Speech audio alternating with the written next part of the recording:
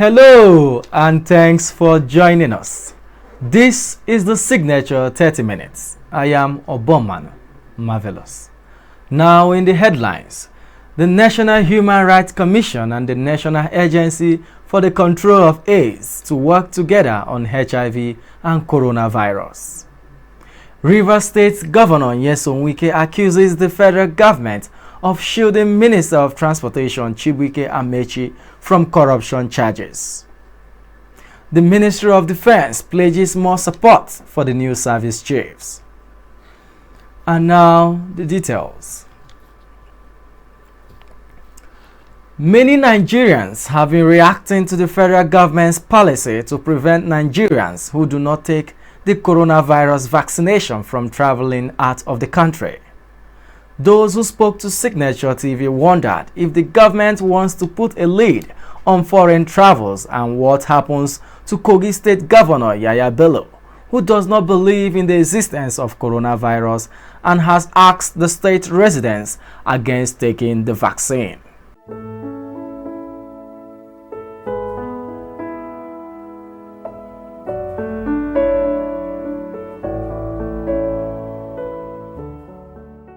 Me, I don't support that. And the reason why I couldn't support that because when you see the situation of this country now, because it can cause a lot of sickness for people. It should be optional. It's not a by force something. So if you want to take, you go and take. If you don't want to get vaccinated, then you leave it. It should be optional. I am not in total support because immunity system differs. There are people who might be allergic to this vaccine, and when you give it to them, you add additional problem to them. The National Agency for the Control of AIDS, NACA, on Wednesday launched a report on the monitoring of the incidents, access to treatment and other responses to the HIV challenge in Nigeria. The report, titled Community-Led Report and Framework on HIV and AIDS, is an initiative to scale up community responses to HIV to at least 30% by the year 2030. Signature TV correspondent Chibuezobi reports. The Director General of NACA, Dr. Aliyu Gambo, said the framework in the report would ensure greater availability and access to quality HIV care communities to seek appropriate information. The framework will also increase health literacy, expand engagement on health delivery, as well as address issues of stigma, discrimination, and other human rights violations. Dr. Gambo said that the network of persons living with HIV and AIDS in Nigeria, NEP1, was selected to implement the MEDIN framework in Nigeria and promised that NACA will extend all necessary support to the network. To mobilize support for HIV, for ending HIV by the year 2030, and also commend Nigeria for its silent performance, in its fight against the dual epidemic of HIV and COVID-19. The report that is going to be launched is going to give us the baseline and serve as a framework in terms of guiding us how we deliver services. The national coordinator of the network of persons living with HIV and AIDS in Nigeria, Ibrahim Abdul Kadir, said that data collected from the framework will be made available to health authorities to provide solutions to health issues and service delivery challenges. He called on the United Nations Programme on HIV and AIDS to continue its support to the network to ensure that the new framework is replicated among other communities.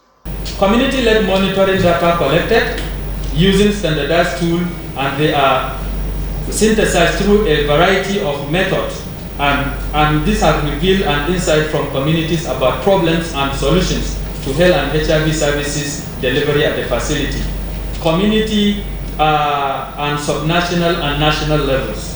Results from the CLM presented and analyzed in collaboration with community representatives provide facility managers on a monthly, quarterly, and annual basis to ensure dialogue and helped all sides in participating in identification these items.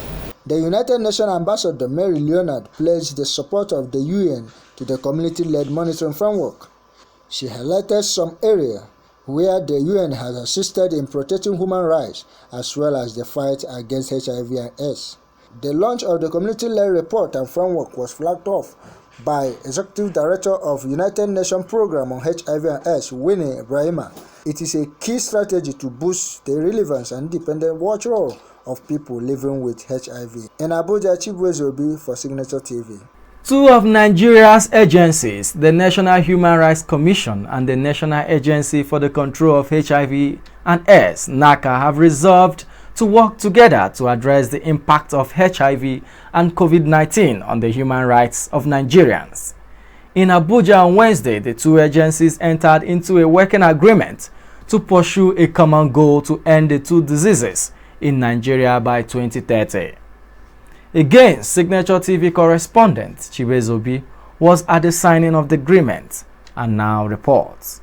The Director General of National Human Rights Commission, Tony Ojukwu, said that as a result of the lockdown of the economy to contain the spread of the coronavirus, many Nigerians suffered human rights abuse, including illegal arrests and detentions and extrajudicial killings. Ojukwu said that rape and other sexual abuses also rose exponentially, forcing the Commission to activate its protective mandate and partnership with civil society organizations to respond to the situation. He promised that in collaboration with its development partners, the Human Rights Commission will work with the National Agency for the Control of HIV and AIDS to address the human rights abuses occasioned by both the coronavirus and HIV and AIDS. Lockdowns have led to an upsurge in law enforcement-related violations of human rights, including extrajudicial killings, illegal arrests, and detention. Our country further faced the largest number of reported rape and other sexual and gender-based violence within the given period. As you'll be hearing later today, the National Human Rights Commission, in partnership with civil society organizations and development partners, responded to these unprecedented violations using our promotion and protective mandates.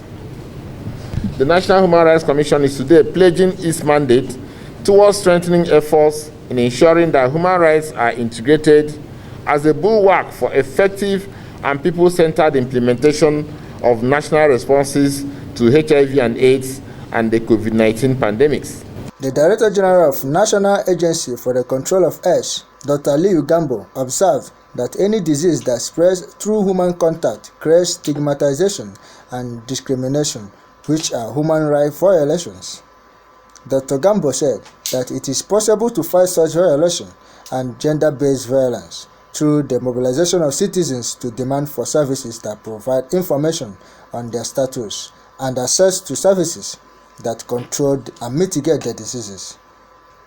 He called for equity in assessing the services necessary for the control of both coronavirus and HIV. Now realizing that any disease that is associated with unpleasant consequences and outcome, any disease that can be contacted via human contact, whatever, can be a source of stigmatization, discrimination, gender-based violence, and human rights issues. It has given me confidence that yes, it is possible to fight stigma and discrimination and succeed. Yes, it is possible to fight gender-based violence. Yes, it is possible to mobilize citizens to demand for services. Yes, it is possible to get Nigerians to request for HIV testing, to come forward to test for HIV, to know about the HIV status, without any fear, without anybody molesting them, or anybody harassing them, or anybody stigmatizing and discriminating against them. The Executive Director, United Nations Programme on HIV and AIDS, Winnie Ibrahima, who expressed happiness at the collaboration between the two agencies, said that UN agency would support those engaged in tackling and challenging the mindset of Nigeria on human rights. It is about getting minds to change, and it's important to start with the leaders, to challenge our leaders, religious leaders, traditional leaders, women leaders in their associations, youth leaders, to accept, to tolerate. It is important, but tackling the social norms and shifting them is as important, and let's work together on that. We will be investing more on that as UNAIDS, supporting those who are tackling changing mindsets. The National Human Rights Commission and the National Agency for the Control of AIDS are now to work together to eradicate stigmatization and discrimination against affected persons, as well as reduce gender-based violence in Nigeria. In Abuja, Chibueze Obi for Signature TV. The Permanent Secretary of the Ministry of Defense, Musa Istafanos, says the ministry will continue to support the armed forces of Nigeria and the new service chiefs to enable them discharge their constitutional duties effectively. Istafanos gave the assurance when he led directors of the ministry on a familiarization visit to the Defense Headquarters (DHQ) on Wednesday in Abuja. He said the work of the ministry was dependent on the activities of the armed forces, adding that the ministry had the responsibility of ensuring that the military meets its obligations. Responding, the Chief of Defense Staff, General Lucky Irabo, commended the Permanent Secretary and the ministry for the positive collaboration and interactions between the Defense Headquarters and the ministry so far. General Irabo urged the ministry to fast-track all the requests of the armed forces that had been put forward as a requirement for their operations.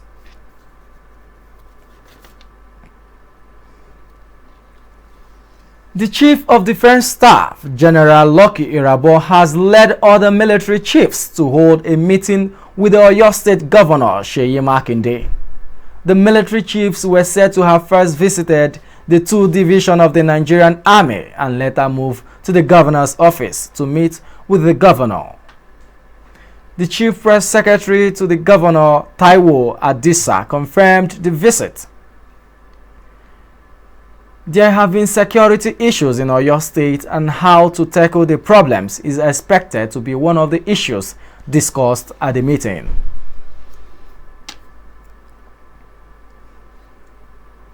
The Kano State Ministry of Health Task Force on Counterfeit, Fake, Substandard Drugs and Unwholesome Processed Foods has confiscated expired drugs worth 6.4 million naira at Enugu Road, Sabongari, Kano State. The committee also intercepted 24 cartons of expired drugs and 2 cartons of expired biscuits valued at over 1 million naira at Muhammad Abubakar Rimi Market. This is contained in a statement by the ministry's public relations officer Hadiza Namadi in Kano on Thursday.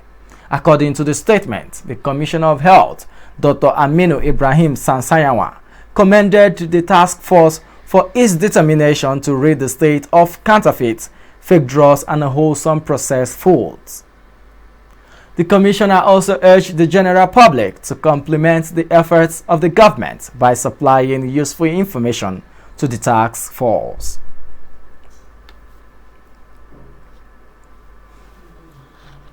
The National Security Advisor, Major General Babagana Monguno, retired, says popular Islamic scholar Sheikh Ahmad Gumi is constitutionally entitled to talk or deal with anyone in the country, including bandits. Monguno spoke on Thursday at a State House briefing in Aso Villa, Abuja. Sheikh Gumi had been seen mingling with bandits in the forests of Zamfara and Niger State. He had also asked the government to give blanket amnesty to the bandits, who he claimed were fighting an ethnic war. The cleric had also reportedly told the bandits that Christian soldiers were the ones neutralizing them. When asked on Thursday of his comments on Gumi, the National Security Advisor said the cleric was doing what he is doing because he believes in his approach. Monguno, who also said the government believes in 2 approaches, combative and dialogue, to ending the war on insurgency and banditry, said he met with Gumi in Kaduna recently.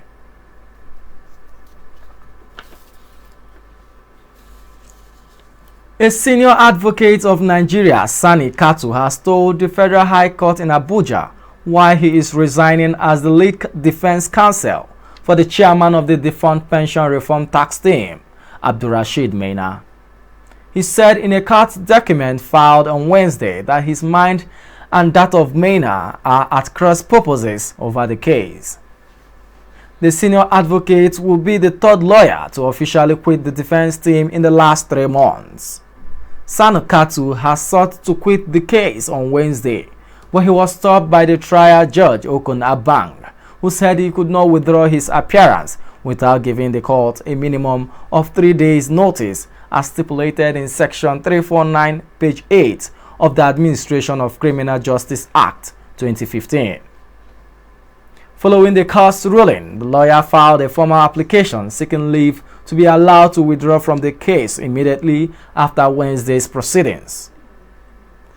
Maina, who has been attending trial for detention since his rearrest, has been finding it difficult to keep a lawyer to defend him in the case.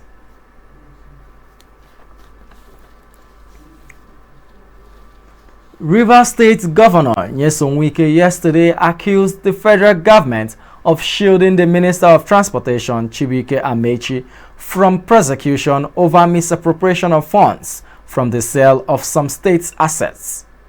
He stated this during the commissioning of the 6.1 kilometers Omuihe Uchuku Omoko Omokrekre Link Road in Alo, Ikwere Council area of the state.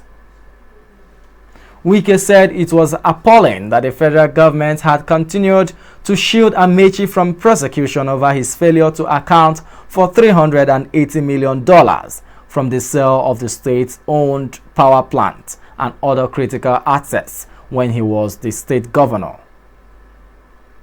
He also noted that because of such protection, Amechi had consistently made efforts to undermine the state government by influencing who should be posted as Commissioner of Police and General Officer Commanding GOC of the Nigerian Army to Rivers State.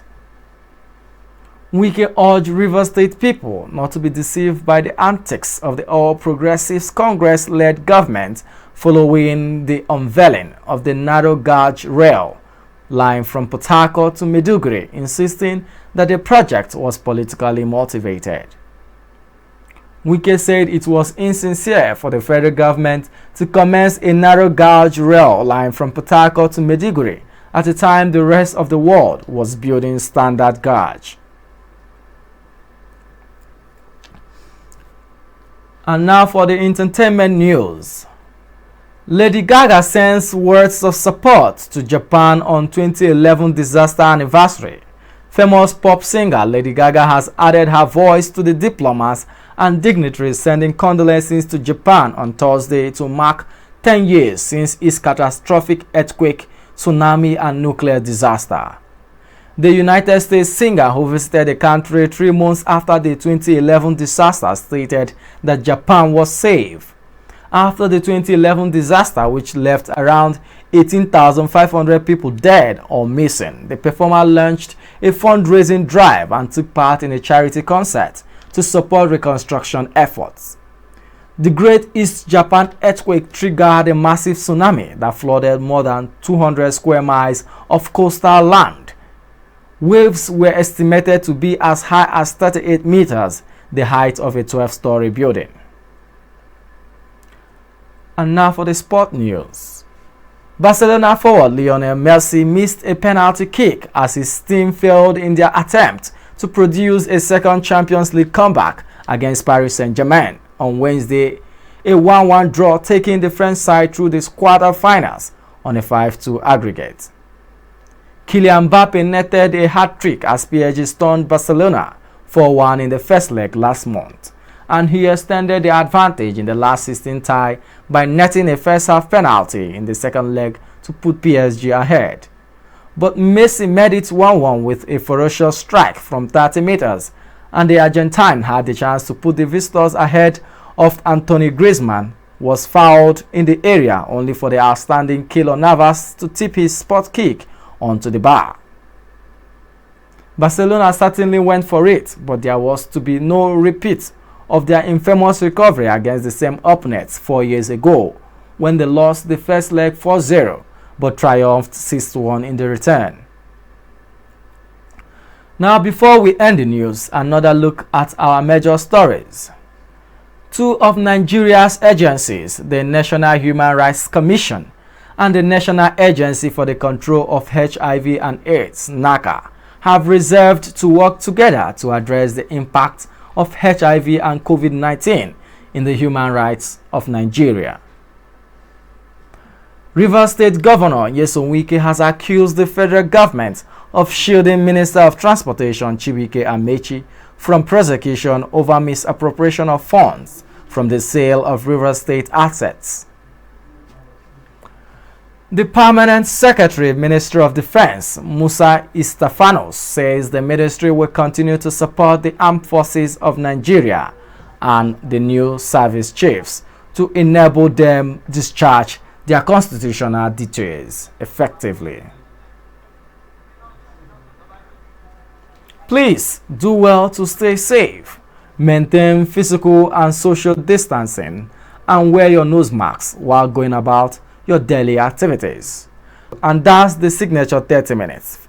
On behalf of my producer, Anita Eze, I am Oboman Marvelous. Thank you.